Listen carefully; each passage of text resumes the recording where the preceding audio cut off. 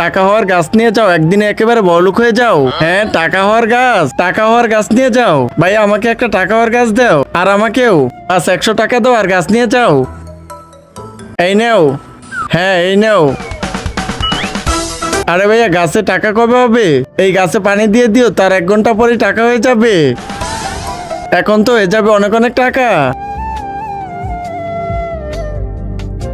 এখন তো 1 ঘন্টা পরেই টাকা হয়ে যাবে। ভাই এই দেখ, আমার কাছে টাকা হয়ে গেছে। এর মানে তো আমার কাছেও টাকা হয়ে গেছে। তাই তাড়াতাড়ি, এখন তো ছিড়বো অনেক টাকা।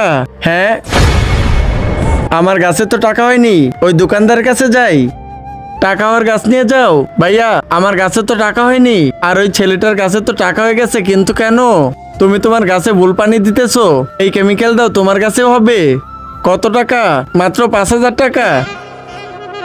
এই নেও। হ্যাঁ, কিন্তু তার আগে বন্ধুরা, তুমি যদি হিন্দু ধর্মের হয়ে থাকো তাহলে ভিডিওতে লাইক করো, আর মুসলিম ধর্মের হয়ে থাকলে লাইক সাবস্ক্রাইব দুইটাই করে দাও, আর কমেন্টে তোমার ধর্মের নামটি লিখে দাও।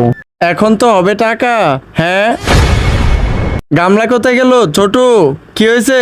এইখানে একটা টাকা হওয়ার গাছ ছিল, ওইটা কোথায় গেল? আরে ওইটা তো আমার গার্লফ্রেন্ডকে দিয়ে দিছি, ওর তো অনেক পছন্দ।